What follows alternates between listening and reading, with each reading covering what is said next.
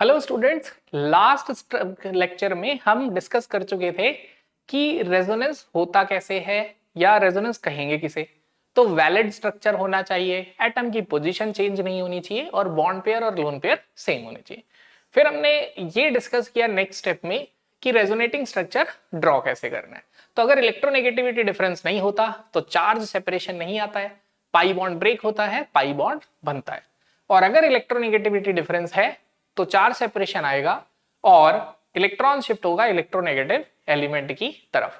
लेकिन जब ये स्ट्रक्चर ड्रॉ कर रहे थे तो हमारे दिमाग में एक सवाल अब आता है कि चलो हमने ये सीख लिया कि ये देख के बता देंगे कि ये वैलिड रेजोनेटिंग स्ट्रक्चर है या नहीं, फिर हम ये भी देख के बता देंगे कि रेजोनेंस कैसे होना चाहिए। लेकिन अब मैं ये भी देख के समझना चाहता हूं कि रेजोनेंस होगा भी या नहीं। लेट्स से वैलिड स्ट्रक्चर है बट उसको रेजोनेंस किस तरीके से होगा, यानी कि अब मैं कंडीशन ऑफ कॉन्जुगेशन को अंडरस्टैंड करना चाहता हूं। तो मैं इसको बोलूंगा कि आपको bond as well as orbital दोनों का विजुअलाइजेशन होना बहुत जरूरी है। तो अगेन स्टार्ट करते हैं, चाहे हम 9th क्लास में हो, 10th में, 11th में, 12th में। हाँ, अगर ड्रॉपर में है या 11th 12th में और हमें लग रहा है कि नहीं ये मैं विजुअलाइज कर सकता हूं तो वो स्किप करना है और अगेन कंसेप्ट पे फोकस करना है।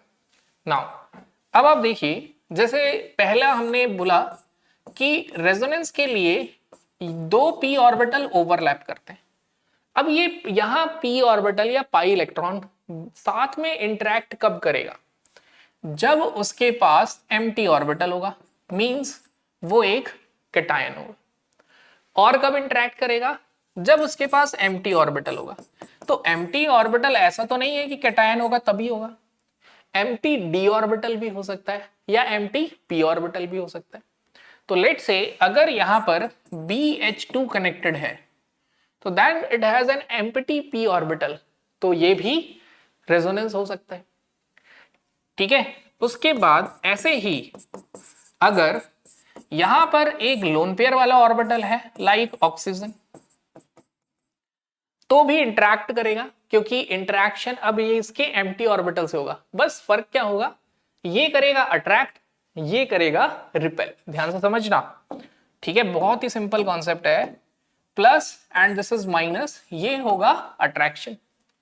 Empty orbital is like electron deficient place, तो ये क्या होगा, काइंड ऑफ अट्रैक्शन। लेकिन this is lone pair, like charges repel each other, तो ये क्या होगा, रिपल्शन। इस तरीके से आपको समझना है, डायरेक्शन ऑफ इलेक्ट्रॉन का आइडिया भी लग जाएगा। बिकॉज जैसे ही मैं एक लेक्चर में बच्चे को ये बात बताता हूं कि इलेक्ट्रॉन का मूवमेंट होगा इलेक्ट्रोनेगेटिव एलिमेंट की तरफ, तुरंत बच्चा मेरे से ये वाला डाउट पूछने आता है कि सर यहां पे तो डायरेक्शन इलेक्ट्रॉन जा रहा है अपोजिट, तो मैं बोलूंगा कि वहां इलेक्ट्रोनेगेटिव एलिमेंट पाई बॉन्डेड था। दूसरी चीज, यहां एलिमेंट सिंगल बॉन्डेड है। तो अगर सिंगल बॉन्डेड है और लोन पेयर है तो डेफिनेटली इसे एक एम्प्टी ऑर्बिटल चाहिए होगा और यहां पे वो इंटरेक्शन होगा और वो एम्प्टी ऑर्बिटल इधर चला जाएगा। अभी मैं ये ऑर्बिटल डायग्राम बना के भी आपको विजुअलाइज करवाऊंगा। ठीक है, नाउ अब उसके बाद अगर हम बात करें तो व्हाट वी कैन से, हम ये भी कह सकते हैं कि लोन पेयर है, lone pair can occur in form of anion also. Anion के फॉर्म में भी ये लोन पेयर हो सकता है, but concept will be same. ये इधर शिफ्ट होगा और ये इधर शिफ्ट होगा। Why? Because like charges repel each other. ठीक है, ये तो मैंने थोड़ा सा माइंड में इस तरीके से एडजस्ट करने की कोशिश की कि आप समझिए कि प्लस विल अट्रैक्ट माइनस, तो प्लस विल अट्रैक्ट माइनस मतलब इसको, जैसे मैं शुरू से अगर आप मेरे से पढ़ रहे हैं तो आप समझ रहे हैं, प्लस मतलब इलेक्ट्रॉन की कमी, माइनस मतलब इलेक्ट्रॉन रिच। तो जैसे ही मैंने बोला प्लस विल अट्रैक्ट माइनस, तो माइनस सुनते ही आपके दिमाग में आना चाहिए plus will attract field orbital. ऐसे ऑर्बिटल को अट्रैक्ट करेगा जिसमें दो इलेक्ट्रॉन।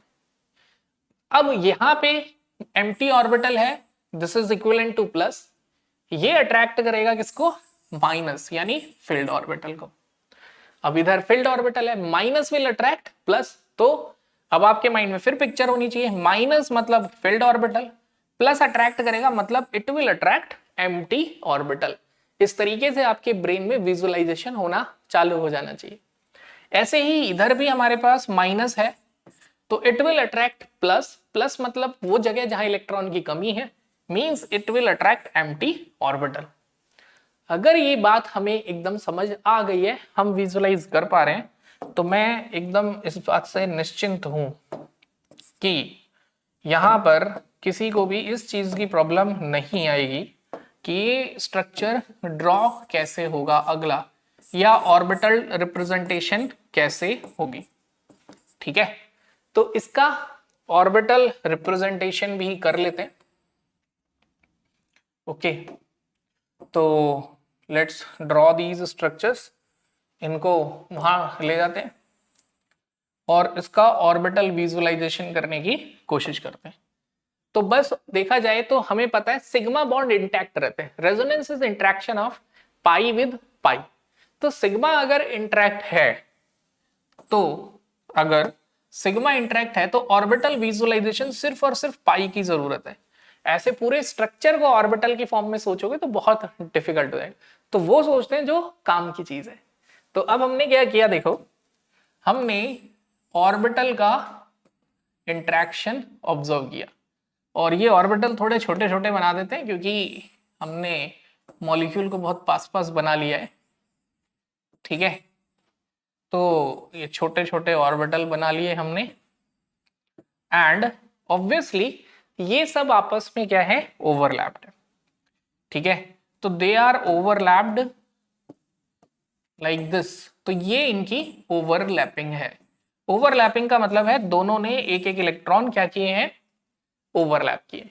अब क्या होगा, अब ये सोचना है कि अगर ये रेजोनेंस होगा तो नेक्स्ट ऑर्बिटल डायग्राम कैसा ड्रॉ होगा, इस चीज को हम सोचेंगे। तो नेक्स्ट ऑर्बिटल डायग्राम कैसे ड्रॉ होगा, तो उसके लिए मैं बोलूंगा कि बस अब आपको यही चीज समझनी है जो हमने थोड़ी देर पहले अपने ब्रेन में ऐड की थी। ठीक है, कि ब्रेन में क्या ऐड किया था हमने, कि प्लस विल अट्रैक्ट माइनस। जो प्लस है वो किसको अट्रैक्ट करेगा, माइनस को। ठीक है, मतलब this is the orbital diagram. अब फिर इसी को आप यहां बनाइए, और अब आप समझ सकते हैं कि क्या होगा। देखो, this is plus will attract minus, means will attract, क्या अट्रैक्ट करेगा ये, विल अट्रैक्ट फिल्ड ऑर्बिटल। अब जब एक एक इलेक्ट्रॉन शेयर थे, ये फील्ड होगा तो डेफिनेटली ये क्या होगा, एम्प्टी, राइट।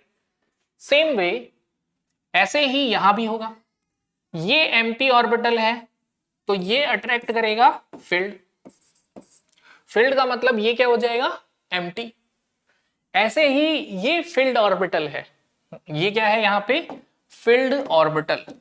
तो अगर ये फील्ड ऑर्बिटल है तो ये किसको अट्रैक्ट करेगा, this minus will attract plus, मतलब एम्प्टी ऑर्बिटल। एम्प्टी ऑर्बिटल मतलब ये ऑर्बिटल खाली है तो दोनों ने एक एक इलेक्ट्रॉन शेयर किए थे तो वो दोनों यहां आ जाएंगे। ऐसे इधर भी नेगेटिव का क्या मतलब है कि ऑर्बिटल हैविंग लोन पेयर। अब माइनस विल अट्रैक्ट प्लस, तो क्या होगा, तो यू कैन से ये प्लस का मतलब खाली ऑर्बिटल, और ये अब this is what, this is empty, this is what, this is empty. अब ये जो ओवरलैपिंग होगी, दिस इज व्हाट, रेजोनेंस। ये क्या है हमारा, रेजोनेंस है। तो इस तरीके से आप आइडेंटिफाई कर पाएंगे या विजुलाइज कर पाएंगे रेजोनेंस स्ट्रक्चर। ठीक है, तो बस अब आपको क्या करना है, ओवरलैपिंग दिखानी है साइड में। तो बस ऑर्बिटल डायग्राम के थ्रू आई वांट कि आप ढंग से विजुलाइज कर सकें, ताकि बिल्कुल भी जब आप बॉन्ड लाइन नोटेशन में स्ट्रक्चर ड्रॉ करें तो प्रॉब्लम ना आए। तो अब आपको समझ में आया बॉन्ड कैसे टूटा, और अब आप इजीली समझ सकते हैं कि कैसे ये ओवरलैपिंग हो रही है। ठीक है, तो अब बहुत ही सिंपल है, जब ये बॉन्ड ऐसे टूटा और ऐसे ओवरलैपिंग हुई, अब आपको पता है empty orbital means what does it mean, empty orbital means plus, यानी यहां प्लस चार्ज आ जाएगा। empty orbital means plus यानी प्लस आ जाएगा, और अगर यहां ऑलरेडी प्लस था तो वो मतलब प्लस में एक माइनस आएगा तो न्यूट्रल हो जाएगा। ये न्यूट्रल था, ये जब इलेक्ट्रॉन आया तो माइनस लाया, तो यहां कौन सा चार्ज डेवलप हो जाएगा, माइनस। अब ये बॉन्ड टूटा, इधर लोन पेयर है, लोन पेयर का मतलब माइनस, एक इलेक्ट्रॉन खुद का होता है तो न्यूट्रल होते हैं, किसी और का एक और गेन कर लेते हैं तो वो क्या हो जाएगा, नेगेटिव। अब ये एम्प्टी ऑर्बिटल इधर गया तो इसने इसका इलेक्ट्रॉन ले लिया, तो कौन सा चार्ज डेवलप हो गया, अगर न्यूट्रल है तो प्लस, और अगर ये माइनस होता तो माइनस से प्लस होता तो जीरो हो जाता। अब ऐसे ही यहां भी एक ऑर्बिटल फिल्ड है यानी माइनस, ये ऑलरेडी माइनस था कार्बन आयन, तो जब इधर बॉन्ड बन गया तो क्या हो जाएगा, न्यूट्रल। तो this is orbital visualization that I want every student can visualize, वो अपने दिमाग में इसे इमेजिन कर सके चलते फिरते, ताकि देखते ही स्ट्रक्चर कर ले। प्रैक्टिस इतनी करनी है देखते ही ड्रॉ हो जाए, ठीक है। अब मैं इसका आराम से आपको स्ट्रक्चर ड्रॉ करके दिखा सकता हूं कि ये स्ट्रक्चर कैसे बना होगा, ठीक है। तो I guess you can easily draw resonating structure in one line notation. कैसे आप ड्रॉ कर सकते हो, अब आप सिंपली एरो बता दोगे। अब एरो का भी हम समझ चुके हैं कि क्या मतलब है एरो का। एरो का मतलब है कि अगर एरो बीच में है यानी बॉन्ड पेयर शिफ्ट हो रहा है, और अगर एरो का हेड बीच में है तो इसका मतलब यहां बॉन्ड बन रहा है। टेल बीच में, तो टेल बताता है यहां से इलेक्ट्रॉन जा रहा है, हेड बता रहा है इलेक्ट्रॉन यहां आ रहा है। तो रेजोनेंस स्ट्रक्चर कैसा हो जाएगा इसका, CH2 single bond CH double bond CH2, और ये इलेक्ट्रॉन दोनों यहां गए तो प्लस तो जहां आता है न्यूट्रल हो गया, और इधर वाले कार्बन पे डेवलप हो गया प्लस, करेक्ट। अब सेकेंड स्ट्रक्चर देखते हैं। सेकेंड स्ट्रक्चर के लिए अंडरस्टैंडिंग होनी जरूरी है। Boron has vacant p orbital, जो बोरोन है उसके पास वैकेंट p ऑर्बिटल है, तो ये वैकेंट p ऑर्बिटल इधर शिफ्ट हुआ। जैसे ही इधर शिफ्ट हुआ क्या हुआ, स्ट्रक्चर कैसा हो गया, CH2 CH double bond BH2, इधर क्या आ गया प्लस और इधर क्या आ गया माइनस, ठीक है। तो ये हमारा रेजोनेंस स्ट्रक्चर ड्रॉ हो गया, ओके। नाउ अब यहां पर चार्ज क्यों डेवलप हुआ, क्योंकि न्यूट्रल था। यहां चार्ज डेवलप इसलिए नहीं हुआ क्योंकि प्लस में हेड का मतलब माइनस ऐड हुआ तो न्यूट्रल हो गया, और यहां से गया तो इधर क्या आ गया प्लस, तो इधर एक ही प्लस डीलोकलाइज हुआ, इधर डीलोकलाइज इधर हुआ तो इधर डेवलप हुआ माइनस और इधर क्या हुआ प्लस। ओवरऑल चार्ज सेम रहेगा, जैसे इस स्ट्रक्चर पे ओवरऑल चार्ज +1 है तो इस स्ट्रक्चर पे भी ओवरऑल चार्ज +1 है। ऐसे ही इस स्ट्रक्चर पे ओवरऑल चार्ज 0 है, इट इज न्यूट्रल, तो इस स्ट्रक्चर पे भी ओवरऑल चार्ज 0 है, +1 एंड -1, तो overall charge in a valid resonating structure is also same. Now CH2 double bond CH single bond OH, अब यहां भी ये फील्ड है तो ये रिपेल करेगा, फील्ड है तो क्या करेगा, ये इधर अपने इलेक्ट्रॉन डोनेट करेगा, और जब ये डोनेट करेगा तो ये ऑर्बिटल इस तरफ जाएंगे, तो plus will attract minus, minus means analogy की तरह समझना है कि minus means filled orbital, empty orbital means plus, will attract filled orbital यानी minus. This is filled orbital, तो विल अट्रैक्ट एम्प्टी ऑर्बिटल यानी प्लस। तो ये फील्ड ऑर्बिटल यहां arrow always represent transfer of electron, इसलिए ऐसे बनाया है। यहां पे टेल बीच में है, हेड इधर है, यानी बॉन्ड पेयर दोनों इस कार्बन पे आ गए। अब इसका स्ट्रक्चर ड्रॉ करते हैं। CH2 CH double bond O plus, और इधर क्या आ गया माइनस। चेक करो क्या इस पे कोई चार्ज था, नहीं, ये न्यूट्रल है ओवरऑल, है ना। और क्या ये इसको देखें तो ये भी ओवरऑल न्यूट्रल है, +1 एंड -1, ठीक है। अब ऐसे इधर देखो, ओवरऑल इस पे क्या चार्ज है -1, एंड नेगेटिव को क्या चाहिए पॉजिटिव, पॉजिटिव मतलब एम्प्टी ऑर्बिटल, तो 2 इलेक्ट्रॉन यहां चले जाएंगे और ये 2 इलेक्ट्रॉन इधर आ जाएंगे। तो बहुत ही ध्यान से देखो, टेल है कार्बन पे, हेड है बीच में, यानी कि 2 इलेक्ट्रॉन आके बॉन्ड बनाएंगे, टेल है बीच में, हेड है कार्बन पे, यानी कि ये दो इलेक्ट्रॉन जब बॉन्ड तोड़ेंगे तो कार्बन पे आ जाएंगे। एंड नेगेटिव मीट पॉजिटिव, जब इधर पॉजिटिव आएगा तो इधर फील्ड ऑर्बिटल आएगा which becomes negative. I hope ये विजुअलाइजेशन क्लियर है, बट स्टिल कहीं कोई ग्लिच आ रहा है, ये लग रहा है कि ये चीज थोड़ा कंफ्यूज कर रही है, प्लीज कमेंट। अब देखिए यहां पर अगला डायग्राम यहां पे हम ड्रॉ करते हैं। तो अगला डायग्राम क्या है हमारे पास, CH2 minus CH double bond CH2। देखिए इस पे ओवरऑल -1 चार्ज है और इस पे भी ओवरऑल -1 चार्ज। तो you can say these are 4 condition of conjugation. ये 4 कॉन्जुगेशन की कंडीशन है। तो वो कॉन्जुगेशन की कंडीशन को अब हम थोड़ा शॉर्ट करके समझ सकते हैं, बाकी मैं इसे समराइज कर दूंगा। इनिशियली मैं चाह रहा था कि लर्न करने की बजाय आप कॉन्सेप्ट सीखें। तो अब आप याद कर सकते हैं, पाई बॉन्ड सिग्मा बॉन्ड के बाद किसी कैटायन से जुड़ा होगा तो कॉन्जुगेशन होगा। पाई बॉन्ड सिग्मा बॉन्ड के बाद किसी ऐसे एलिमेंट से जुड़ा होगा जिसपे एम्प्टी ऑर्बिटल होगा तो वो कॉन्जुगेशन की कंडीशन होगी। पाई बॉन्ड सिग्मा बॉन्ड के बाद किसी ऐसे एलिमेंट से कनेक्टेड होगा जिसपे लोन पेयर होगा, तो this is a condition of conjugation. उसके बाद पाई बॉन्ड किसी ऐसे एलिमेंट से कनेक्ट होगा जिसपे नेगेटिव चार्ज होगा, तो again this is a condition of conjugation. तो ये 4 कंडीशन हमारी कॉन्जुगेशन की हो गई है, जिसमें देखा जाए तो ये दोनों एक ही हैं और ये भी एक है। अब इसका एक कंडीशन कॉन्जुगेशन की होगी, दैट इज ई पॉइंट, अगर हाफ फिल्ड ऑर्बिटल है। क्या है, हाफ फिल्ड ऑर्बिटल। तो let's right E point. If CH2 double bond CH2 free radical, it is neutral. Free radical is neutral because it represent carbon या atomic carbon which has its own half unshared electron. अब मेरे पास अपना electron है जो मैं किसी share नहीं कर पाया, तो बस इनऑर्गेनिक में उसे बनाते नहीं है, ऑर्गेनिक में इसे इस तरीके से लिख देते हैं, and this is free radical. अब देखो क्या हो रहा है यहां पर, इसको आपको ऑर्बिटल की फॉर्म में समझना है। तो ऑर्बिटल की फॉर्म में मैं जैसे ही बोलूंगा समझना है, तो ऑब्वियसली सिग्मा बॉन्ड तो फिक्स है। सिग्मा बॉन्ड क्या है, फिक्स। और उसके बाद जो पाई बॉन्ड है लाइक दिस, वो इस तरीके से है। और यहां पर अगर 2 पाई बॉन्ड ऑलरेडी बने हुए हैं तो दोनों ने अपना एक एक इलेक्ट्रॉन शेयर किया है और ये हाफ फिल्ड है। ठीक है, तो आप इस ओवरलैपिंग को ऐसे शो भी कर सकते हैं कि दिस इज साइडवेज ओवरलैप।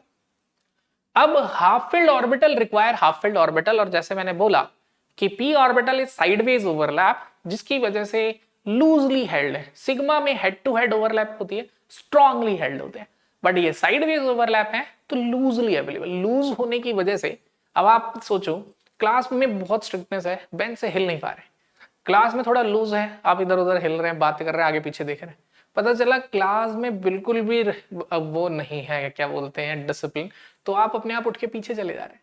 ये वैसा ही है कि साइडवेज ओवरलैपिंग की वजह से लूजली हेल्ड है।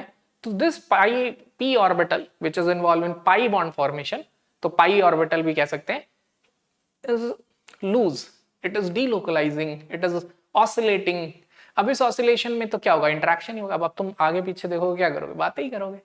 तो वो जो इंटरेक्शन है वो फील्ड से भी होगा। अब अगर फील्ड से होना है तो इधर एम्प्टी जनरेट हो जाएगा, इधर एम्प्टी है तो इधर फील्ड जनरेट हो जाएगा, और अगर इधर हाफ फील्ड है तो इधर भी क्या होगा, हाफ फील्ड जनरेट हो जाएगा। तो हम उसको कैसे शो करेंगे, ध्यान से देखना। ये इलेक्ट्रॉन गया इधर, half arrow represent 1 electron transfer, full arrow represent 2 electron transfer. यहां से भी हम ऐसे ही करने वाले हैं, हाफ एरो, हाफ सिंगल, ये 1 इलेक्ट्रॉन ट्रांसफर रिप्रेजेंट कर रहे हैं। तो यहां से हम क्या कह सकते हैं, वी गेट, क्या मिला, CH2 CH double bond CH2। ठीक है, और इधर आ गया हमारे पास फ्री रेडिकल। तो this is a valid resonating structure, this is a condition of conjugation, जिसमें पाई बॉन्ड सिग्मा बॉन्ड के बाद किसी रेडिकल से या हाफ फिल्ड ऑर्बिटल से कनेक्टेड है। अब ऐसे ही यहां भी ऑर्बिटल के थ्रू भी इस बात को समझा जा सकता है। ऑर्बिटल डायग्राम के थ्रू थोड़ा विजुअलाइज करते हैं। तो यहां भी क्या हो रहा है, अब ये इस तरीके से ब्रेक हुआ, मतलब यहां पे कर देते हैं इसको ब्रेक, ये ब्रेक हुआ। अब ये पहले इधर इंटरेक्ट कर रहा था, लेकिन अब ये इंटरेक्ट करने लगा कहां, इधर। तो this structure is like above, और ये इधर। तो ये बीच में जो p ऑर्बिटल है लूजली हेल्ड होने की वजह से इट इज ऑसिलेटिंग, जिसकी वजह से हर डायरेक्शन में क्या कर सकता है, ये ओवरलैप कर सकता है और इंटरेक्शन कर सकता है। This interaction of pi orbital and p electron is called as resonance. Now ये चीजें तो हमने सोच ली इजिली कि जहां पर पाई है, हाफ फील्ड है, एम्प्टी है, कैटायन है, एनायन है। अब एक और क्या हो सकता है, डी ऑर्बिटल हो सकता है। एम्प्टी ऑर्बिटल में क्या हो सकता है, डी, जैसे मैंने डिस्कस किया पी ऑर्बिटल, ठीक है, it has empty P orbital, लिख भी देते हैं कि this it has empty P orbital. अब हम एक केस लेते हैं जिसमें एम्प्टी डी ऑर्बिटल होगा, तो this is F point, right. तो लेट्स टेक एन एग्जाम्पल लेते हैं इसका, C नेगेटिव। C नेगेटिव का मतलब क्या है, इस पे लोन पेयर है and it is connected with chlorine. किससे कनेक्टेड है, क्लोरीन से। ये जो मैंने स्ट्रक्चर बनाया है, इससे आपको क्लियर है कि यहां तो पॉसिबिलिटी नहीं होगी इंटरेक्शन की, बिकॉज ये प्लेन पे नहीं है। तो जब ये रेजोनेंस शो करते हैं तो तब ये उस ड्यूरेशन में ये प्लेनर हो जाएगा, यानी कि क्लोरीन का ऑर्बिटल और कार्बन का जो ऑर्बिटल है वो सेम प्लेन। अब C पे नेगेटिव चार्ज है, what does it mean. C पे नेगेटिव चार्ज है, what does it mean. C पे नेगेटिव का मतलब है कि कार्बन हैज फिल्ड ऑर्बिटल, जो कार्बन है उसके पास फिल्ड ऑर्बिटल है। अब क्लोरीन के पास भी फिल्ड ऑर्बिटल है, इससे तो रेजोनेंस नहीं होगा, but chlorine also has vacant D orbital. Chlorine के पास वैकेंट डी ऑर्बिटल भी है। अब ये फिल्ड है, ये वैकेंट है, तो रेजोनेंस हो जाएगा। तो this donate it's electron in, लिखना पड़ेगा यहां पे, vacant D orbital of chlorine. ये किस में जा रहा है, vacant D orbital of chlorine में। तो हम एरो कुछ इस तरीके से बनाने वाले हैं, लाइक दिस, और ये बन गया CCl Cl double bond Cl minus. और यहां से तो हमें समझ आ ही रहा है ऑर्बिटल डायग्राम से कि कैसे ओवरलैपिंग होगी यहां पर। तो you can easily relate this like as this, ठीक है। ये फील्ड है, ये एम्प्टी है, इलेक्ट्रॉन इस पे एक एक्स्ट्रा चला गया क्लोरीन पे, इसलिए कौन सा चार्ज आ गया, नेगेटिव। और ये ऑलरेडी नेगेटिव था, तो एक इलेक्ट्रॉन देखे क्या हो गया, न्यूट्रल। तो इस तरीके से कार्बन का नेगेटिव चार्ज शिफ्ट हो गया क्लोरीन पे। तो आप इसे डीलोकलाइजेशन ऑफ चार्ज भी कह सकते हो। जैसे मैं हमेशा बोलता हूं, chemistry is a collection of tough word. Localized, localized का मतलब होता है फिक्स पोजीशन, डीलोकलाइज, ठीक है, यानी कि नॉट फिक्स। वैसे तो आप इसे ऐसे समझ सकते हो कि dehydration, hydration means addition of water, dehydration means removal of water. ऐसी लोकलाइज मतलब पोजीशन, वहां पे इलेक्ट्रॉन वहीं पर है। डीलोकलाइज मतलब उसकी जो लोकल पोजीशन है उसको क्या कर रहे हैं, डी कर रहे हैं, रिमूव कर रहे हैं, कहीं और शिफ्ट कर रहे हैं। ऐसे भी आप इसे समझ सकते हैं। और जितने भी रेजोनेंस होते हैं उसमें अगर कहीं डी ऑर्बिटल रेजोनेंस हो रहा है तो हम उसको सबसे ज्यादा प्रायोरिटी दे देंगे। तो this is called also known as d orbital resonance. इसे और क्या कहा जाता है, डी ऑर्बिटल रेजोनेंस। नाउ अब हमने 6 कंडीशन पढ़ ली, A B C D E, और अब हम स्टार्ट करते हैं, 6th नहीं 7th हो गया, yes, A B C D free radical E F, yes, हाँ 6 हो गई। Now let's move on to the 7th condition. 7th condition is very simple, मैं इसे बोलूंगा back bonding. Back bonding is also called as resonance, लेकिन resonance is not back bonding, ठीक है। तो जहां भी बैक बॉन्डिंग होगी, ठीक है, दिस इज रेजोनेंस, जहां भी बैक बॉन्डिंग होगी उसे रेजोनेंस कहा जाएगा, ठीक है। अब what is back bonding? Back bonding क्या है? तो बैक बॉन्डिंग को अगर एक लाइन में समझे तो this is pi coordinate bond. Coordinate bond क्या होता है? सिग्मा बॉन्ड, जिसमें एक एलिमेंट पे वेकेंट ऑर्बिटल होता है और एक एलिमेंट पे फिल्ड ऑर्बिटल। तो कोऑर्डिनेट बॉन्ड को समझ लेते हैं कि क्या है।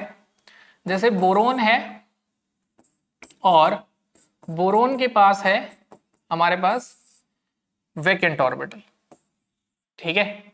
बोरोन के पास क्या है? Vacant orbital. तो उसको ऐसे लिख देते हैं, boron, fluorine, fluorine, fluorine, and this is vacant orbital of boron. अब अमोनिया कौन है? What is ammonia? तो यू कैन से अमोनिया जो है उसके पास फील्ड ऑर्बिटल है, और इसका फील्ड ऑर्बिटल जब इससे ओवरलैप कर लेता है तो दिस इज कोऑर्डिनेट बॉन्ड, ठीक है। तो इसको समझने के लिए थोड़ी देर ऐसे कर सकते हैं कि मैं इसको ऊपर से अलग बना देता हूं। तो यू कैन से this is BF3 which has vacant orbital, this is ammonia which has filled orbital। तो अगर हम क्या करते हैं, अमोनिया का वैकेंट ऑर्बिटल इसके फील्ड ऑर्बिटल के साथ ओवरलैप कर ले, मतलब पहले दोनों अलग थे और फिर ये इसके साथ आगे क्या कर रहा है? ओवरलैप कर रहा है। अब ये overlap head to head overlap है, यानी सिग्मा। तो अगर ये ओवरलैप जो हेड टू हेड था ये सिग्मा है, तो इसे बोलेंगे कोऑर्डिनेट बॉन्ड। लेकिन अगर यही कंडीशन पाई के लिए जनरेट हो, पाई के लिए जनरेट हो, लाइक जैसे मान लेते हैं कि हमारे पास है यहाँ पे CH2+ और इधर है ऑक्सीजन पे लोन पेयर। वैसे तो ये बच्चों को बहुत जल्दी समझ आता है, plus will attract minus, plus minus क्या करेंगे? अट्रैक्ट करेंगे। तो प्लस और माइनस अट्रैक्ट करेंगे तो ये बना लेंगे बॉन्ड। ऑलरेडी सिग्मा बॉन्ड बना पड़ा है, तो कौन सा बॉन्ड बनेगा? पाई। और उसके बाद हम ये बात करें, ये पॉजिटिव है, न्यूट्रल है। जब ये दोनों इलेक्ट्रॉन यहां देगा तो ये न्यूट्रल हो जाएगा और ऑक्सीजन पे कौन सा चार्ज डेवलप हो जाएगा? प्लस। तो दिस इज बैक बॉन्डिंग। और इसको ऑर्बिटल डायग्राम की तरह से समझना तो हमारे लिए और भी आसान है, ठीक है। तो this is what this is, you can से ये था हमारा कोऑर्डिनेट बॉन्ड। अब इसे यहां समझते हैं कि ये भी कोऑर्डिनेट कैसे है और पाई कैसे। तो देखिए CH2+ यहां बना देता हूं, O लोन पेयर। तो अब क्या हुआ, एक लोन पेयर इधर बना देता हूं ऐसे। अब आप समझिए, प्लस का मतलब होता है इलेक्ट्रॉन की कमी, means vacant orbital. Lone pair का मतलब होता है इलेक्ट्रॉन रिच, यानी फिल्ड ऑर्बिटल। अब क्या होगा, what is going to happen? तो यू कैन से क्या होगा, यहां पर इसे थोड़ा और छोटा कर देता हूं। ये प्लस और माइनस अट्रैक्ट करेंगे, मींस जो कंडीशन चाहिए बॉन्डिंग के लिए वो ओवरऑल बहुत जल्दी बन गई। एक फील्ड ऑर्बिटल और एक empty orbital, they will overlap, वो क्या करेंगे? इजिली ओवरलैप करेंगे, ठीक है। आप देख रहे होंगे कि मेरा फोकस विजुअलाइजेशन पे बहुत ज्यादा है, इसलिए क्योंकि मुझे पता है एक बार फोटोजेनिक मेमोरी डेवलप हो गई तो आप ये इजिली इंटरप्रेट कंसेप्चुअली कर लोगे। बस इसके बाद लेक्चर के बाद आप इसे खुद से रिकॉल करके कोई नोट्स मत बनाना, क्योंकि वीडियो ऑलवेज है, और कोई पॉइंट है कि ये पॉइंट मुझे रिविजिट करना है तो वो कमेंट डाल दो या फिर लिख लो एक दो पॉइंट, लेकिन आप उसके बाद रिकॉल करके लिखने की कोशिश करो। और जो डाउट है उसके लिए वीडियो देखो, और क्लियर हो जाता है तो ठीक है, नहीं तो कमेंट करो। तो टेक्नोलॉजी का फायदा उठाओ और रिटर्न टाइम को सेव करके ज्यादा से ज्यादा प्रैक्टिस टाइम में यानी रिकॉल में कन्वर्ट करो, क्योंकि आपके पास एनसीईआरटी बुक है जो पढ़नी चाहिए, कोई एक रेफरेंस बुक भी पढ़ रहे हो गया, और क्वेश्चन सॉल्विंग। और मैं आपको गारंटी दे रहा हूँ कि यहाँ ये लेक्चर देखने के बाद आप रेजोनेंस पे क्वेश्चंस कर लोगे, ठीक है। तो this is back bonding, but back bonding is also called as resonance. तो कहीं भी अगर बैक बॉन्डिंग हो रही है तो उसको भी हम प्रेफरेंस देते हैं। तो these are all condition of conjugation. मैं बोलूंगा ये सारी किसकी कंडीशन है? कॉन्जुगेशन की है। इट्स टाइम टू समराइज, जैसे आप शॉर्ट नोट्स भी कह सकते हो। तो इसको समराइज करेंगे तो सिंपल है, आप क्या करोगे, पहले लिखोगे पाई बॉन्ड, पहले क्या लिखोगे? Pi bond. फिर उसके बाद आप बोलोगे कि पाई बॉन्ड किससे जुड़ा होगा? सिग्मा बॉन्ड के बाद जिस भी एलिमेंट से जुड़ा होगा या तो उसके पास होना चाहिए एम्प्टी ऑर्बिटल, या फिर उसके पास होना चाहिए कैटायन, या फिर उसके पास होना चाहिए एनायन, या फिर उसके पास पाई बॉन्ड जिससे जुड़ा होगा उस एलिमेंट के पास होना चाहिए लोन पेयर। ठीक है, या फिर पाई बॉन्ड जिससे जुड़ा होगा उसके पास होना चाहिए एक हाफ फिल्ड ऑर्बिटल, या फिर डी ऑर्बिटल रेजोनेंस और बैक बॉन्डिंग, या फिर डी ऑर्बिटल रेजोनेंस हो या बैक बॉन्डिंग। तो I suggest you to recall this after the lecture, आप इसे रिकॉल करिए। ठीक है, अब हमने कंडीशन ऑफ कॉन्जुगेशन पढ़ ली। मतलब अब मैं देख के बता दूंगा कि मुझे अगर आ गया, मेरे ऊपर बात आ गई, इससे पहले मेरे पे बात नहीं आ रही थी, मुझे स्ट्रक्चर देख के बताना था कि वैलिड रेजोनेटिंग स्ट्रक्चर है या नहीं, या मेरे को ये बताना था कि स्ट्रक्चर सही बना है या नहीं, इलेक्ट्रोनेगेटिव की तरफ जा रहा है या नहीं। अब अगर मुझे खुद ड्रॉ करना पड़ा तो यस, मैं ये कंडीशन देख के रेजोनेटिंग स्ट्रक्चर बना दूंगा। ठीक है, आप बना देंगे तो that is a homework for you कि आप ये रेजोनेटिंग स्ट्रक्चर्स ड्रॉ करें जरूर। तो let's draw this resonating structures. ठीक है, सभी रेजोनेटिंग स्ट्रक्चर ड्रॉ जरूर करो, ट्राई करो, और कितने पॉसिबल या डिफरेंट रेजोनेटिंग स्ट्रक्चर बन सकते हैं। और ये बिल्कुल भी मैं बोलूंगा कि इसे इग्नोर नहीं करना है। ऑलमोस्ट मैं बोलूंगा कि देखिए, ऑब्वियसली लगातार तो नहीं आता, बट रेजोनेंस पे बेस्ड क्वेश्चन हमेशा मेंस एडवांस में है, इस फंडामेंटल पे है। नंबर ऑफ रेजोनेटिंग स्ट्रक्चर्स या रेजोनेंस की वजह से इंपैक्ट, ये है ही। तो आप ट्राई करिए, सभी रेजोनेटिंग स्ट्रक्चर्स ड्रॉ करने की पूरी कोशिश करिए। ठीक है, और अगर कुछ डिफरेंस भी ऑब्जर्व करते हैं तो उसे नोट करिए कि यस, जब आप दो स्ट्रक्चर को कंपेयर कर रहे थे तो आपने क्या क्या डिफरेंसेस ऑब्जर्व किए। ठीक है, और ये भी देखना है कि रेजोनेंस होगा या नहीं होगा। जरूरी नहीं है कि हर जगह रेजोनेंस हो, क्या पता मैं कोई स्ट्रक्चर ऐसा भी बना रहा हूं जिसमें रेजोनेंस नहीं होगा। ठीक है, तो ऐसे ही CH2 double bond CH and this is NH2, right. फिर उसके बाद NH double bond CH, CH2 minus, फिर उसके बाद O, ठीक है, OH या O ही रखते हैं, O double bond CH, single bond CH2 and this is minus.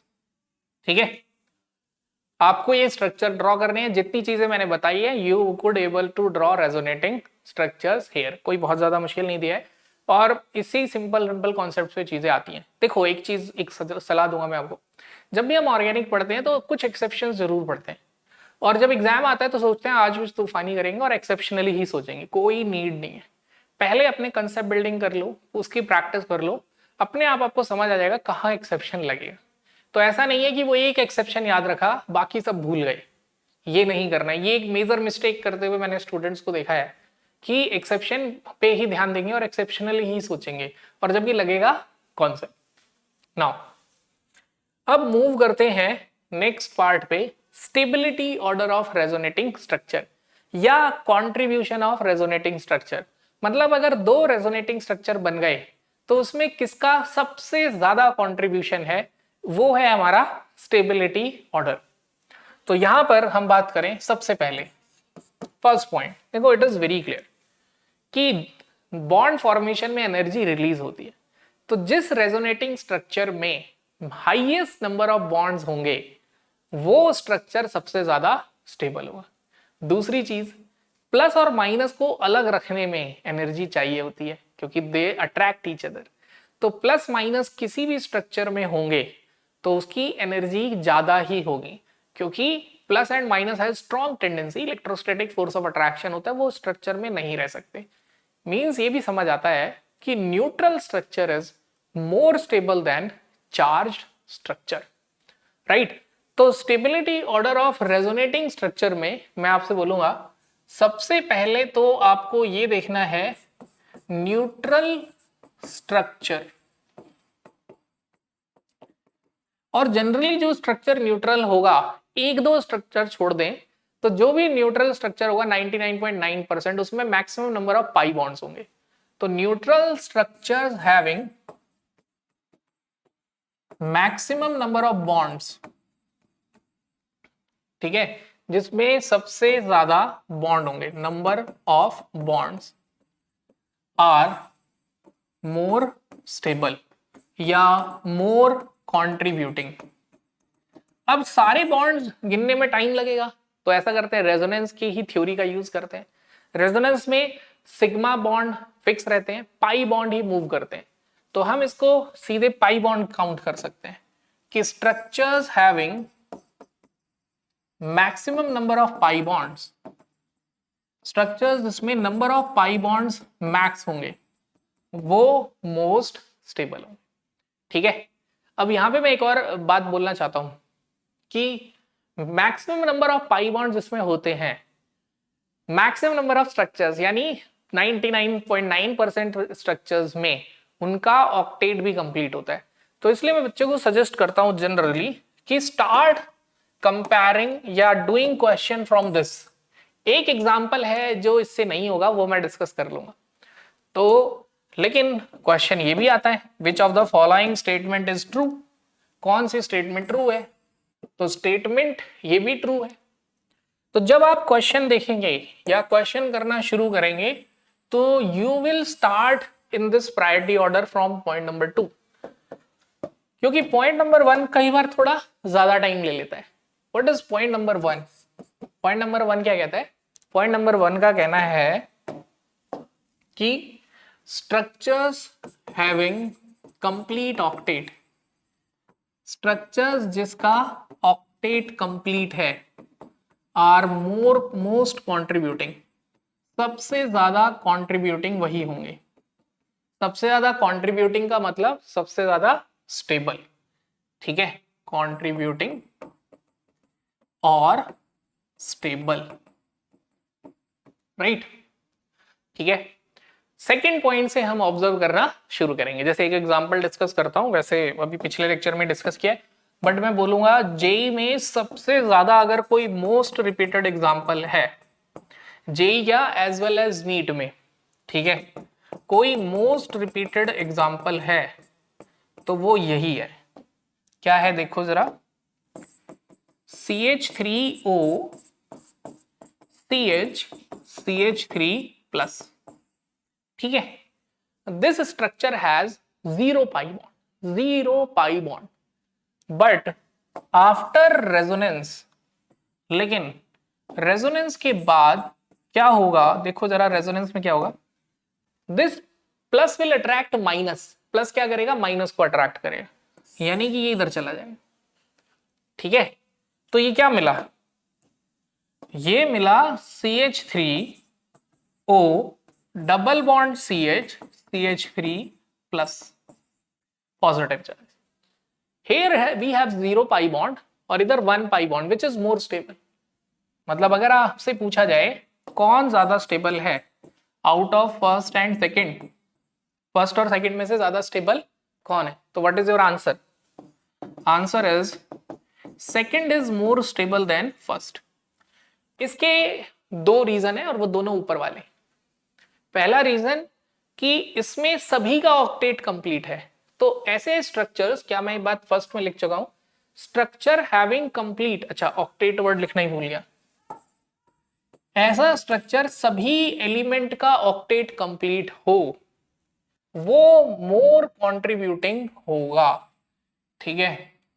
तो ऐसा स्ट्रक्चर जिसमें सभी का ऑक्टेट कंप्लीट हो, तो ऐसा करते हैं इस स्ट्रक्चर इस पॉइंट को दोबारा ही लिख देता हूं, ठीक है, क्योंकि ये पॉइंट क्या कहता है, resonating structures in which octet of all elements are complete. हर एलिमेंट का जो ऑक्टेट है वो क्या होना चाहिए, कंप्लीट होना चाहिए। आर कॉल्ड एज, ठीक है, आर मोर या मोस्ट कॉन्ट्रीब्यूटिंग। आप जिसका कॉन्ट्रीब्यूशन ज्यादा होगा वो सबसे ज्यादा स्टेबल होगा। तो आप मोस्ट कॉन्ट्रीब्यूटिंग भी कह सकते हैं और मोस्ट स्टेबल भी कह सकते हैं। बट अगर एग्जाम में आपको चेक करना है तो मैं तो बोलूंगा स्टार्ट चेकिंग फ्रॉम सेकंड, क्योंकि फर्स्ट आपको समझ आ रहा है टाइम टेकिंग है, और वो कब लगेगा आपको समझ भी आ जाएगा। फर्स्ट कैसे टाइम टेकिंग है, सभी का ऑक्टेट चेक करना है, हालांकि वो भी प्रैक्टिस के साथ इजी हो जाता है, क्योंकि जहां रेजोनेंस हुआ है उन्हीं दो एलिमेंट का ऑक्टेट देखना है, बाकी सबका तो पूरा ही होगा। जैसे यहाँ कार्बन के पास 6 शेयर्ड इलेक्ट्रॉन है और यहां कार्बन के पास 8 हो गए, तो इसमें ऑक्टेट भी कंप्लीट है। बोलो ये बात समझ पा रहे हो, कहो तो मैं ये स्ट्रक्चर एक्सपैंड करके लिख देता हूं, ठीक है। तो C and this is H and this is C and this is H, ठीक है। अब हमें क्लियरली दिख रहा है यहां पर 1 2 3 4 5 6 इलेक्ट्रॉन्स है, यानी कार्बन का ऑक्टेट कंप्लीट नहीं है। और यहां पर 6 एक पाई बॉन्ड बनने की वजह से 8, कार्बन का ऑक्टेट कंप्लीट है। अब आप बोलोगे सर ऑक्सीजन का कंप्लीट नहीं है, 2 4 6, तो देखो क्या है, ऑक्सीजन के पास कितने लोन पेयर होते हैं, 2, एक लोन पेयर प्लस में चला गया तो एक बनाया नहीं है, बट यहां पर है। तो ऐसे सिली मिस्टेक्स नहीं करना, ठीक है। तो यहां पर ऑक्सीजन का ऑक्टेट कंप्लीट था, यहां भी कंप्लीट है। यहां कार्बन के 6 इलेक्ट्रॉन थे, इधर ऑक्टेट कंप्लीट हो गया। तो इस तरीके से जब भी 4 ऑप्शन है, सबसे पहले क्या चेक करोगे, extra number of pi bonds, कि पाई बॉन्ड कहां सबसे ज्यादा है, वो सबसे ज्यादा कंट्रीब्यूटिंग हो जाएगा। अब मान लेते हैं आपने जितने भी स्ट्रक्चर्स देखे उनमें सब में पाई बॉन्ड सेम है। अब अगर जितने भी स्ट्रक्चर देख रहे हो उसमें पाई बॉन्ड भी सेम है, ऑक्टेट भी कंप्लीट है, यानी कि जब ये 2 रूल टाई हो जाएंगे then we will shift to the third rule. ध्यान से सुनना मेरी बात, पहला दूसरा रूल टाई हो गया, सभी एलिमेंट के ऑक्टेट कंप्लीट है एंड सभी में पाई बॉन्ड सेम है। तब हम आएंगे rule number 3। Rule number 3 says that neutral resonating structures are more stable. मतलब मैं इस तरीके से बता रहा हूं कि आप क्वेश्चन में अप्लाई कर सके, ऐसा नहीं कि थ्योरी पढ़ ली, अब थ्योरी पढ़ने के बाद समझ नहीं आ रहा क्वेश्चन कैसे करना है, तो इस ऑर्डर में सोचोगे क्वेश्चन हो जाएंगे। तो neutral resonating structure are more stable than charged structure, ठीक है। चार्ज स्ट्रक्चर से ज्यादा स्टेबल होते हैं न्यूट्रल रेजोनेटिंग स्ट्रक्चर। एग्जाम्पल, बिल्कुल सबसे ज्यादा पॉपुलर एग्जाम्पल है हमारे पास resonating structure of let's say phenol. वैसे क्लोरोबेंजीन का भी ऐसा ही बनता है और फिनॉल का भी, ठीक है। अब आपको ये सोचना है ये बेंजीन को इलेक्ट्रॉन देगा या बेंजीन से इलेक्ट्रॉन लेगा। तो देखो बहुत सारे तरीके हैं इसे सोचने के, कि कभी भी इलेक्ट्रोनेगेटिव एलिमेंट पे लोन पेयर है तो वो पाई बॉन्ड को इलेक्ट्रॉन देगा। दूसरा, जैसे मैंने सोचने को बताया है कि like charges repel each other, this negative will repel this negatively charged shared pair, ठीक है। या दूसरा तरीका, ये नेगेटिव है यानी फील्ड ऑर्बिटल है, तो इसे क्या चाहिए, वैकेंट ऑर्बिटल। तो वैकेंट ऑर्बिटल कब आएगा, जब इधर से इलेक्ट्रॉन कार्बन के पास लेके फील्ड ऑर्बिटल अलग हो जाएगा, तब ये वैकेंट ऑर्बिटल जाएगा और ऑक्सीजन के फील्ड ऑर्बिटल से बॉन्ड बना लेगा। तो रेजोनेंस की कंडीशन सेटिस्फाइड है, सभी एलिमेंट प्लेनर है एंड पी ऑर्बिटल्स पैरेलल हैं। अब यहां पर क्या हुआ उसके बाद ध्यान से देखो, अगला जो स्ट्रक्चर बना, ठीक है, मैं बार बार ये बातें इसलिए बोल रहा हूं ताकि चीजें हमें याद भी होती रहें। इधर आ गया प्लस, इधर आ गया minus. Number of resonating structures फटाफट अगर हम देखें तो रेजोनेटिंग स्ट्रक्चर्स में एटम की पोजीशन क्या होती है, फिक्स। दूसरा पॉइंट देखें तो रेजोनेटिंग स्ट्रक्चर में लोन पेयर और बॉन्ड पेयर क्या होते हैं, फिक्स। ठीक है। तीसरी कंडीशन क्या होती है, रेजोनेटिंग स्ट्रक्चर्स में सारे एलिमेंट क्या होते हैं, प्लेनर। फिर सारे एलिमेंट प्लेनर होते हैं। ठीक है। और एटम की position fix, lone pair, bond pair, ये सब हमारा फिक्स कंडीशन हो गया। तो अब यहां मैं फर्स्ट और सेकंड स्ट्रक्चर को कंपेयर कर रहा हूं। इधर हमारे पास कितने पाई बॉन्ड्स हैं, 1 2 3, एंड पाई इलेक्ट्रॉन्स कितने हैं, 6। यहां हमारे पास कितने पाई बॉन्ड, 1 2 3, और कितने पाई इलेक्ट्रॉन्स हैं, 6। 1 2 3 4 5 6, दोनों तरफ पाई बॉन्ड सेम है, ऑक्टेट भी कंप्लीट है। That's why we shifted to third rule कि neutral structure is more contributing और मोर स्टेबल।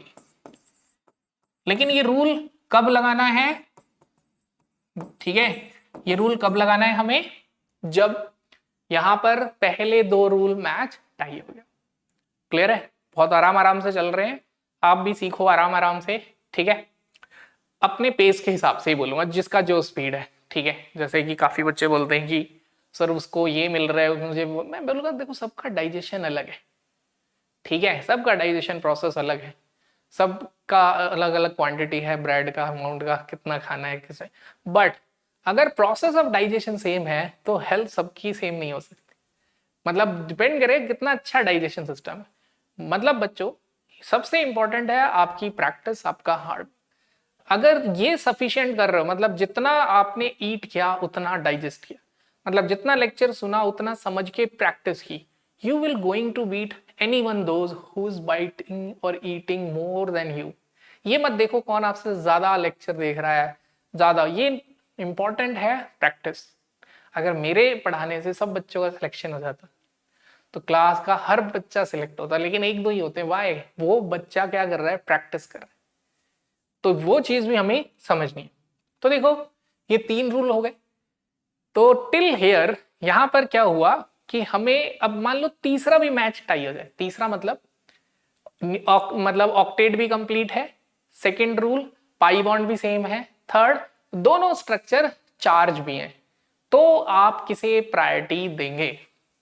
ठीक है, तो हम बोलेंगे यहां पर उससे पहले एक फोर्थ रूल और आएगा।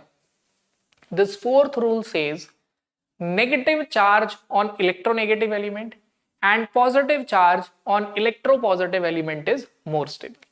इसी प्रायोरिटी में आपको सोचना है। ठीक है, तो negative charge on electronegative element and positive charge on less electronegative element या इलेक्ट्रो पॉजिटिव। ठीक है, तो आप चाहे लेस इलेक्ट्रोनेगेटिव कह लो और electro positive is more stable, वो क्या होगा, ज्यादा स्टेबल होगा। करेक्ट। अब इसको समझते हैं। तो इसको समझने के लिए अगला रेजोनेंस स्ट्रक्चर ड्रॉ करेंगे हम, किसका, फिनॉक्साइड आयन का। किसका ड्रॉ करेंगे, फिनॉक्साइड आयन।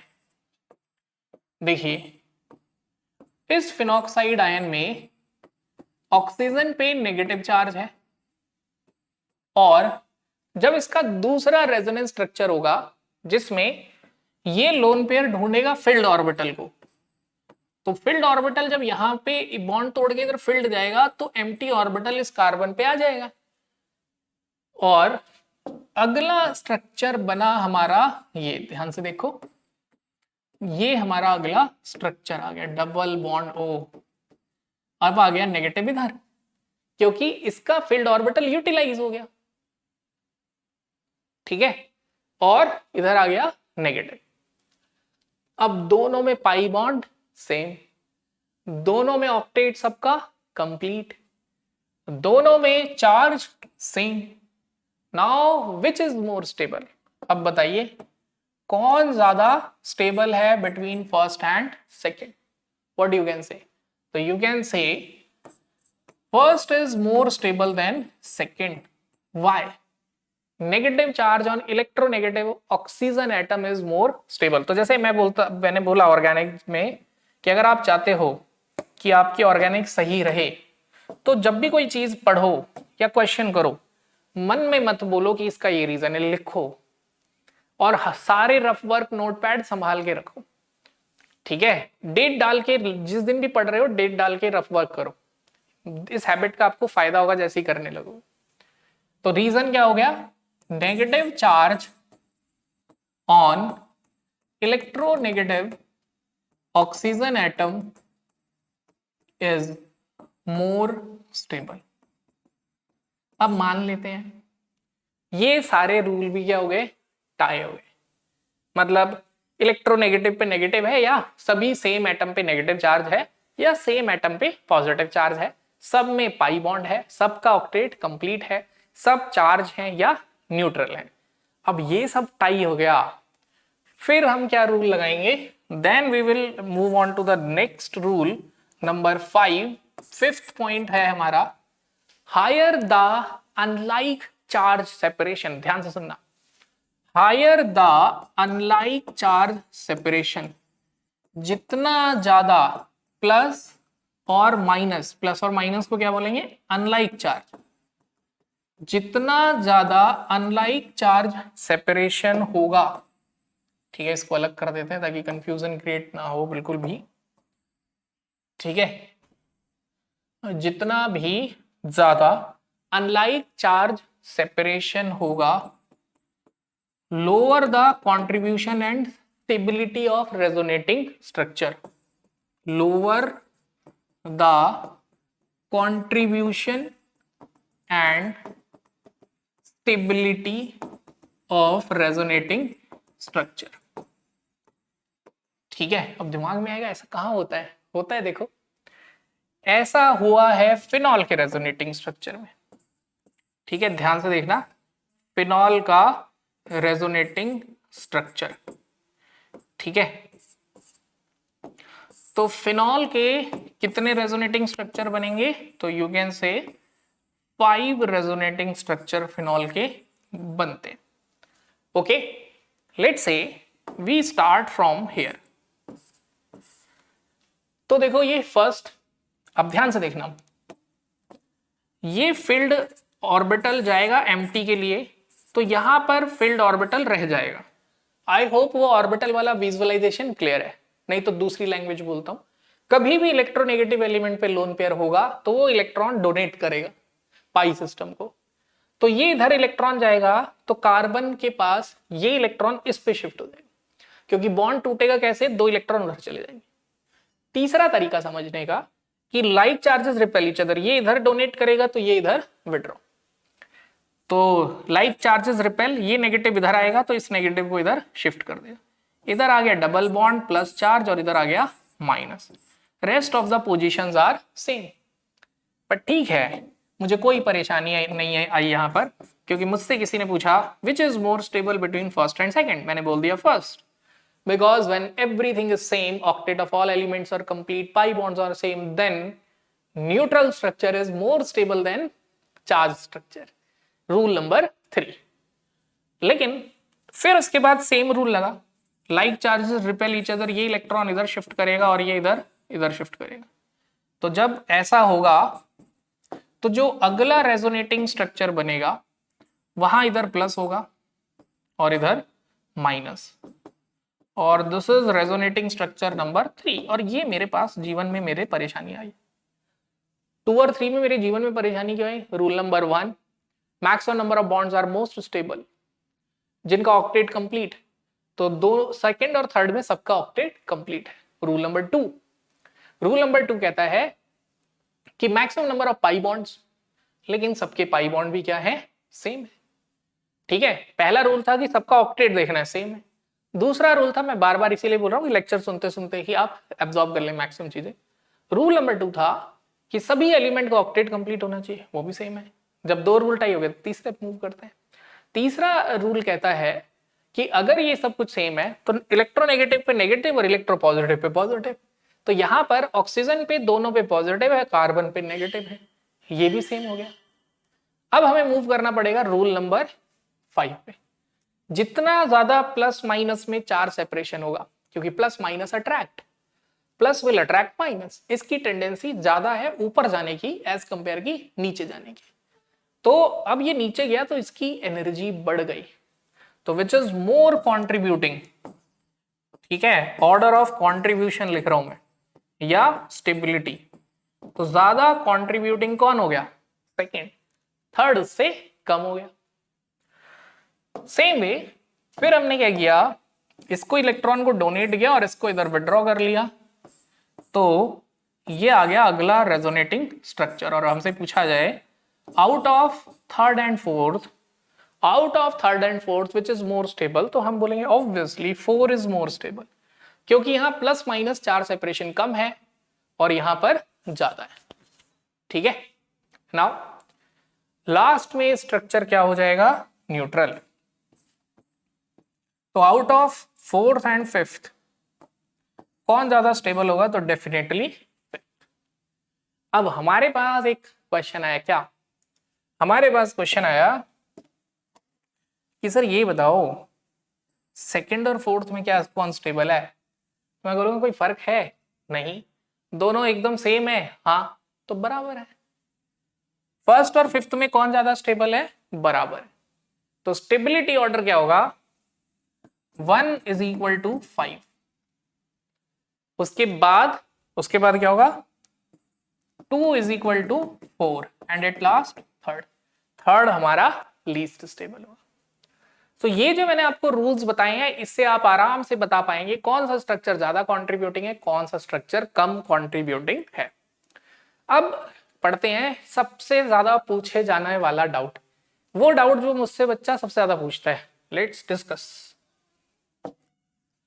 तो resonating structure of azide ion, ठीक है, resonating structure of azide ion. वैसे आपने देखा होगा कि मैंने एग्जांपल्स भी वही लिए हैं जो बच्चों के ज्यादा डाउट्स होते हैं। तो resonating structure of azide ion अगर हम डिस्कस करें तो क्या बोल सकते हैं? तो एजाइड आयन का स्ट्रक्चर ड्रॉ करते हैं। तो देखो एजाइड आयन का स्ट्रक्चर कैसे होता है। एक तो है कि इधर 3 पाई बॉन्ड, इधर एक सिग्मा बॉन्ड, ठीक है, और इधर नाइट्रोजन पे लोन पेयर आ जाता है और इधर नाइट्रोजन पे 3 लोन पेयर आ जाता है, ठीक है। उसके बाद दूसरा रेजोनेटिंग स्ट्रक्चर है कि नाइट्रोजन पे इधर डबल बॉन्ड, इधर डबल बॉन्ड, इधर सिंगल, ठीक है। तो यहां पर हम बोलेंगे कि नाइट्रोजन के पास 2 लोन पेयर होते हैं, इधर भी 2 होते हैं। ना लग रहा है कि एक स्ट्रक्चर और बनाने के लिए इसको थोड़ा सा और इधर करना पड़ेगा। अब जैसे इधर 3 थे, फिर इधर 2-2 हुए, अब क्या होगा? इधर 1 हो जाएगा और इधर 3 हो जाएंगे। इधर नाइट्रोजन पे लोन पेयर आ जाएगा, इधर नाइट्रोजन पे 3 लोन पेयर आ जाएंगे। तो these are the 3 resonating structure of azide ion. And let's write charge also. Charge भी लिख लेते हैं, आपको फॉर्मल चार्ज निकालना आता है कि नाइट्रोजन के पास यहां अगर 5 एटम है, 5 इलेक्ट्रॉन है और 5 ही होने चाहिए, तो दिस इज 0 चार्ज।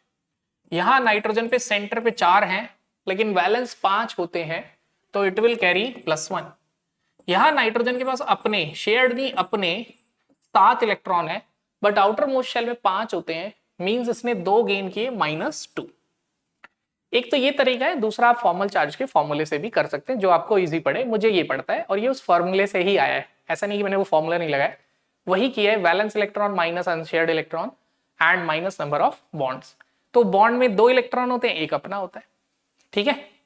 अब ऐसे ही मैंने यहां देखा कि नाइट्रोजन के पास अपने 4 हैं और इधर 4 में से अपने 2 हैं, 6, लेकिन होते हैं 5 लेकिन है 6, तो चार्ज क्या आ गया? -1।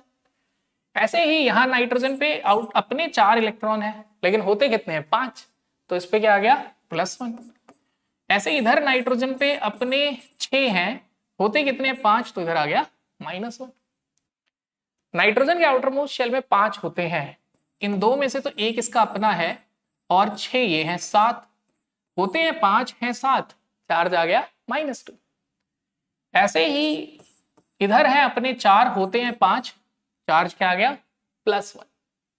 इधर है नाइट्रोजन के पास 5 और होते कितने हैं 4, तो इधर आ गया -1।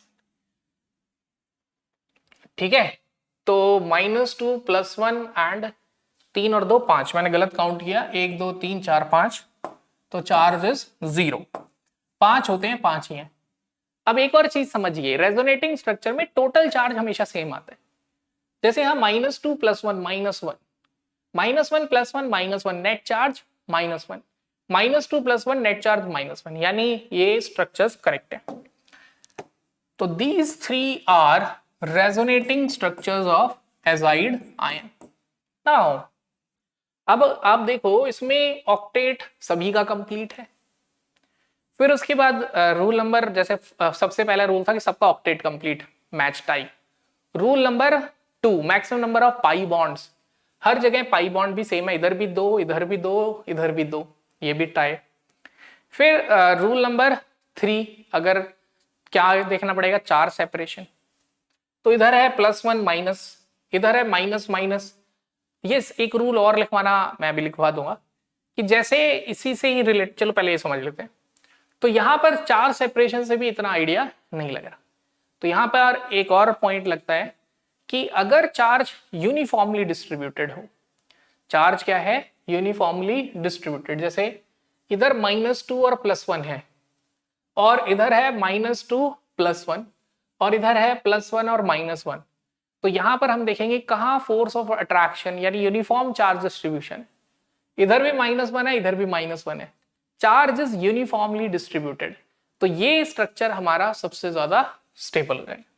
तो second is most stable because of uniform charge distribution, क्योंकि फिजिक्स में हम पढ़ते हैं कि अगर चार्ज यूनिफॉर्मली डिस्ट्रीब्यूट होता है तो पोटेंशियल एनर्जी क्या हो जाती है, minimum. Correct. Now rule number 6 कि अगर प्लस और माइनस दूर हुए तो अनस्टेबल, लेकिन क्या आप ये समझ सकते हैं कि प्लस प्लस पास होंगे तो ज्यादा स्टेबल होगा या दूर होंगे तो ज्यादा स्टेबल होगा, तो definitely like charges repel each other, तो जितनी दूर होंगे उतना स्टेबल होगा, माइनस माइनस जितना दूर होगा उतना स्टेबल होगा। तो let's write point number 6। Point number 6 कहते हैं resonating structures having high like charge separation. Like charge मतलब same charge, plus and plus और माइनस एंड माइनस, ठीक है, minus and minus is most stable, वो क्या होगा, सबसे ज्यादा स्टेबल होगा। ओके, तो इन दिस वे हमने रेजोनेंस के बारे में पढ़ा, रेजोनेटिंग स्ट्रक्चर्स के बारे में पढ़ा, उसके कंट्रीब्यूशन के बारे में पढ़ा, और अब मैं बोलता हूं कि ये प्रैक्टिस करने के बाद आप मॉड्यूल किसी भी उसकी प्रैक्टिस करो ढंग से, और डाउट्स है तो उसे कमेंट करो। तो नेक्स्ट में हम डिस्कस करेंगे क्वेश्चंस, क्योंकि अब हम क्या कर चुके हैं, इलेक्ट्रॉनिक इफेक्ट रैप अप कर चुके हैं। ठीक है, एक पार्ट बचा है रेजोनेंस एनर्जी, जो मैं चाहता हूं कि कंफ्यूजन ना हो, इसलिए उसे अलग लेक्चर में ही रखूंगा। तो जब मैं प्रैक्टिस करवाऊंगा तो उसी में ही मैं रेजोनेंस एनर्जी का डिस्कशन भी कर लूंगा। तो टिल हियर हमने temporary, permanent effect, electronic effect finish कर लिए हैं। Let's start question discussion from next lecture. Till then, keep practicing, keep doing hard work. Thank you.